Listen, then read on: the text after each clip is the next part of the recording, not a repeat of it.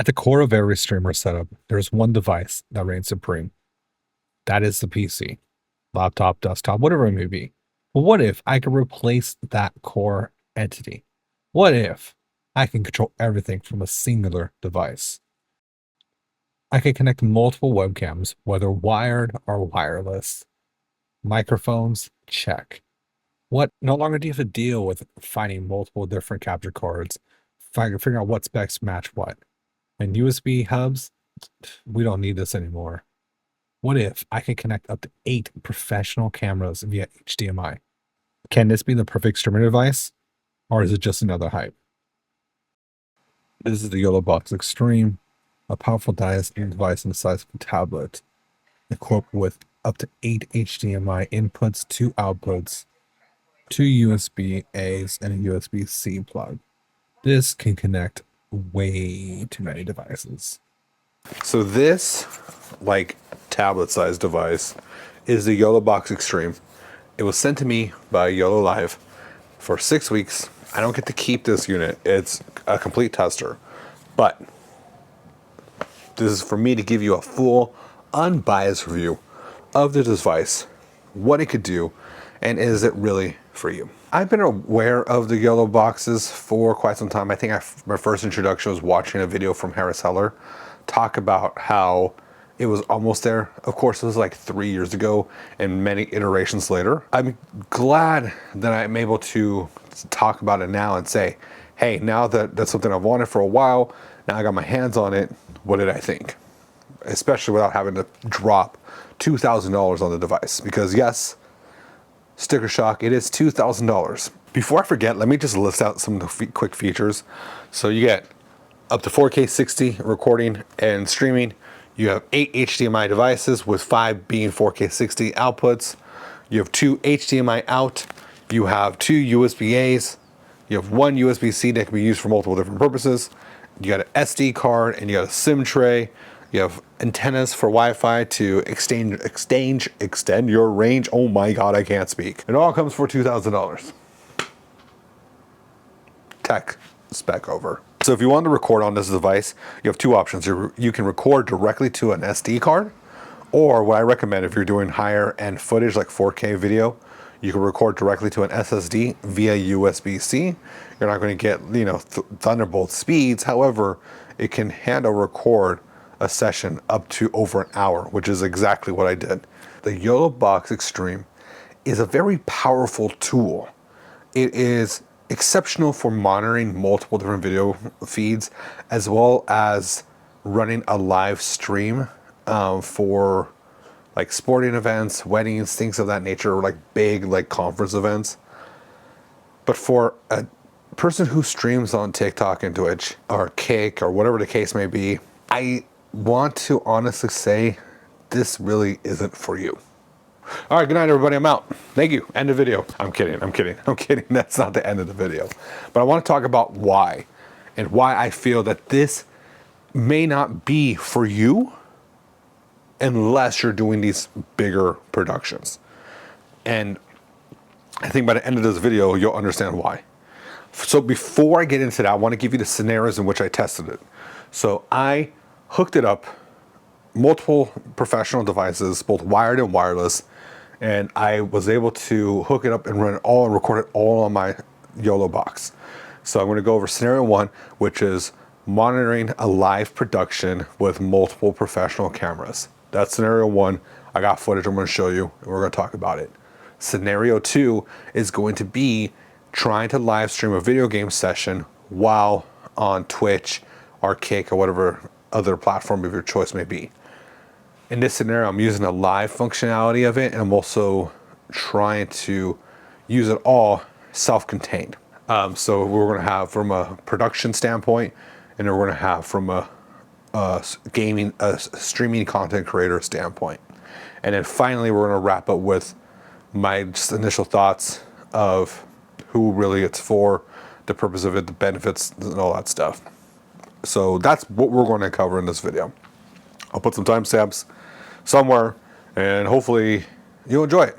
Let's talk about the professional standpoint. This device is capable of hooking up to 8 HDMI sources, with 5 of them being 4K 60. That is a tremendous feat in itself.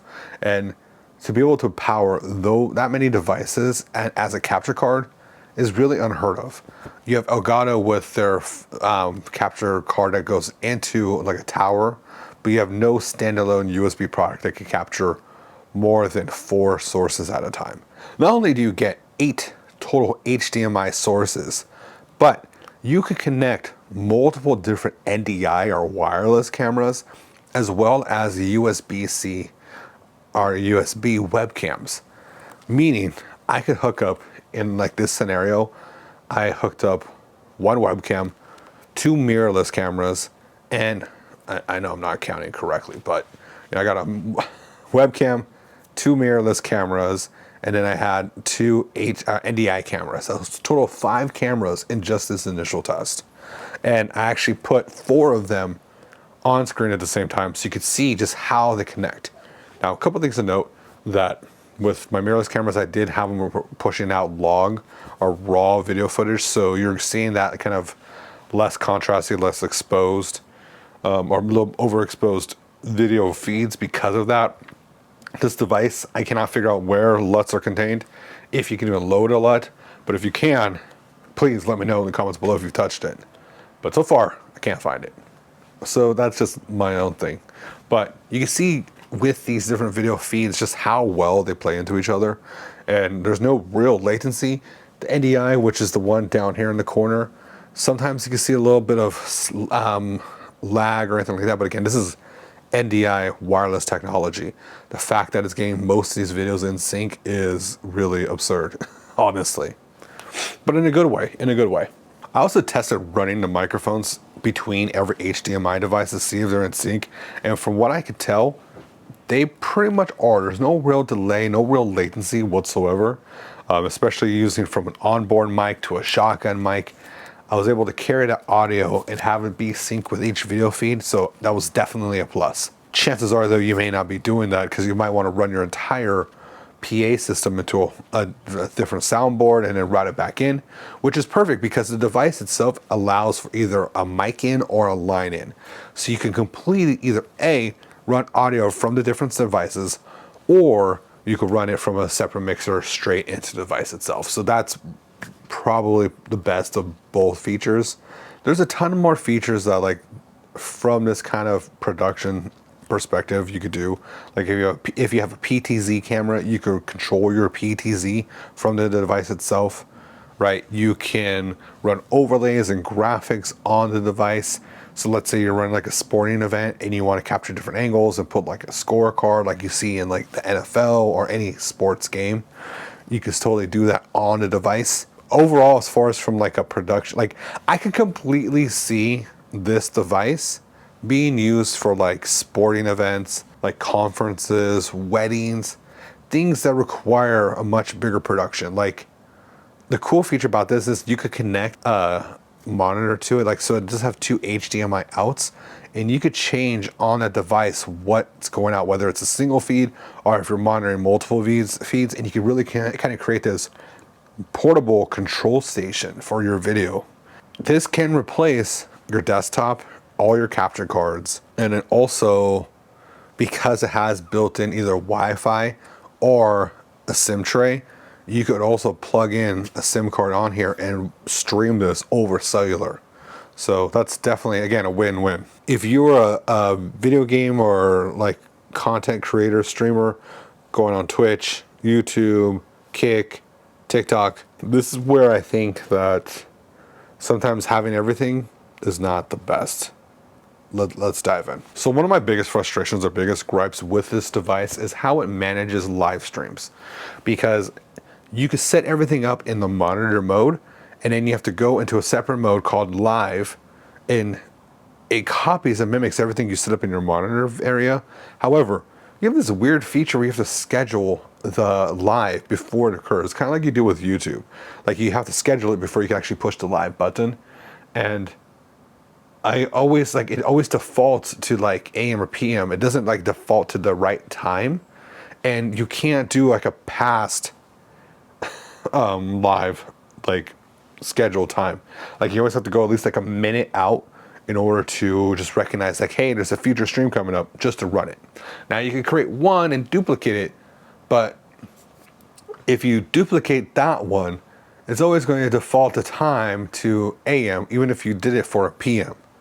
So yeah, it's kind of annoying. My second gripe with it, and this is really for my people who rely heavily on overlays, it is kind of a beast to manage your overlays because you can't group everything together. So everything has its own panel, and sometimes some panels don't work well with others.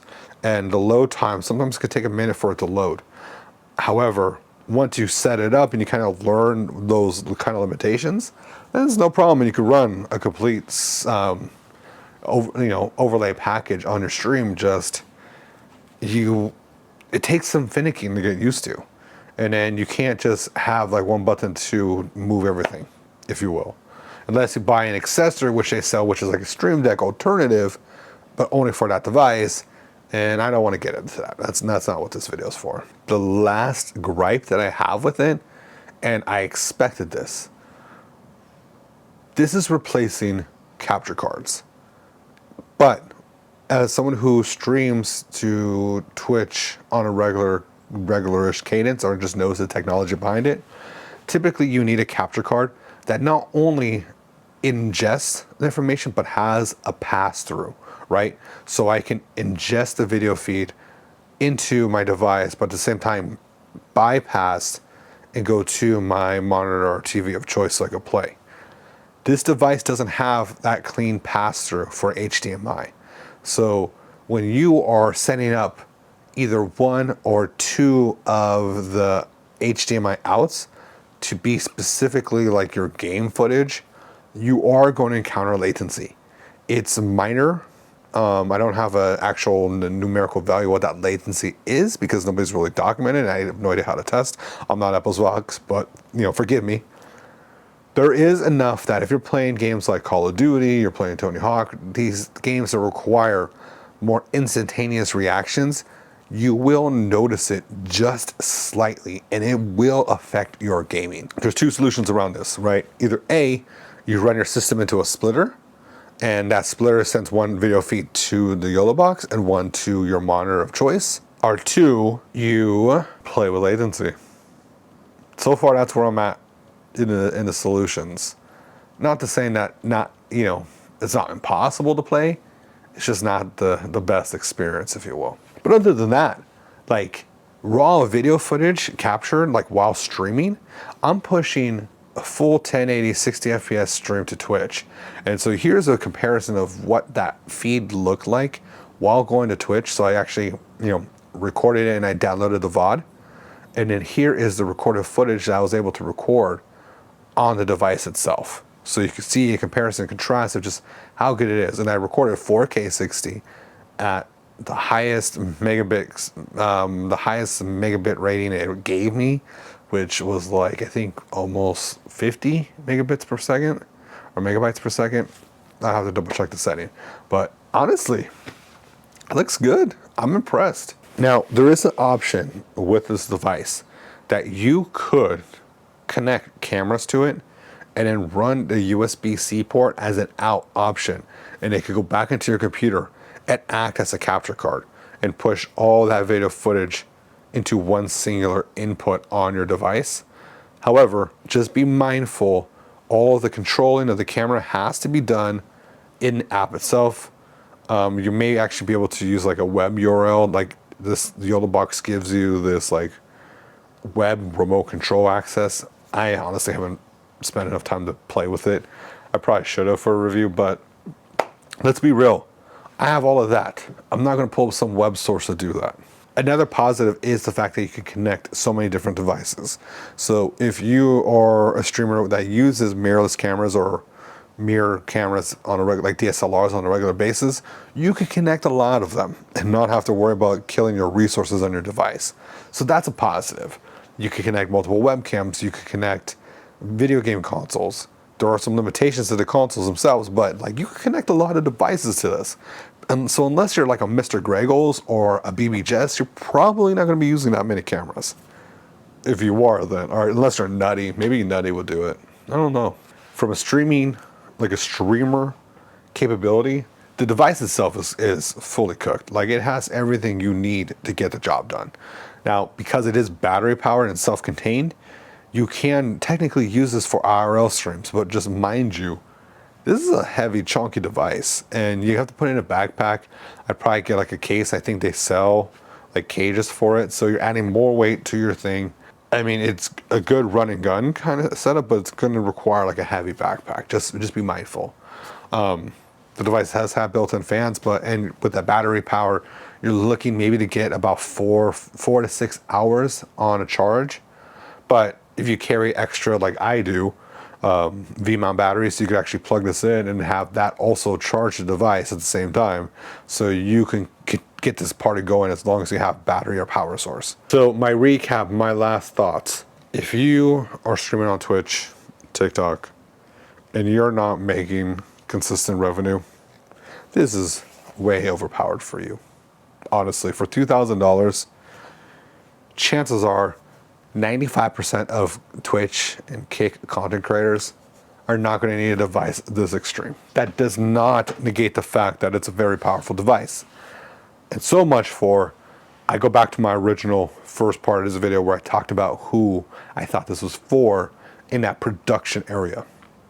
If you are a videographer and you do things for weddings, or you are an event coordinator or video AV guy for churches, for weddings, for conferences, for sporting events, for any other kind of live event that you're trying to produce and direct, this device hands down gives you everything you need, besides like making your camera, like your mirrorless camera, wireless, but there's other things you could buy for that, but that's not here or there. Either way, you can do a lot and control all your devices without having to use a laptop. I have to essentially use this, which is already $2,000 in itself. Then I have to buy multiple different capture cards, unless the mirrorless cameras that I have use USB-C and push video over that. But again, it's a whole nother issue in itself. So all that in mind, I'm already spending more than $2,000 on those different devices to make a portable streaming environment. So if I did the math, let's just say I bought cheap shadow casts, which are like $50 a pop. I would need 8 of those at $50 a pop, plus $2,000 for a laptop, plus I need either like a phone or for a hotspot or some kind of hotspot. Let's just say you buy one. I think Verizon can get a hotspot for like $40. So I'm already clearly spending almost maybe what, a grand-esque on, actually wait, I'm already spending way over like almost like $3,000. Sorry, I take that back. I can't do math. I'm almost spending like $3,000 to make a device that can be encapsulated in this. Oh God, don't drop that. If I was looking at both of these devices and I'm trying to figure out, is one better than the other? So if I want to use a laptop and try to replicate it, it's going to cost me more than the box itself. For $2,000, the YoloBox Extreme is an amazing device for people who are heavily into production and multiple AV units. If you are a live streamer or you're looking to see like, hey, is this the right device for my stream to elevate me to the next level? I honestly kind of tell you to consider a kind of withhold that thought for just a moment till you really explore all the things kind of pointed out today. I'm Joe, this has been Matsu Excel. Hopefully, if you enjoy this video, you'll enjoy others like these cool videos right here. Click on those, it helps me with the channel. Like, subscribe, you know, all the typical, you know, YouTube language. Check out some links below if you decide to purchase this device. They're probably affiliates, probably helps me. I honestly probably need to start doing it more so I can keep this channel running. Hey, I gotta go.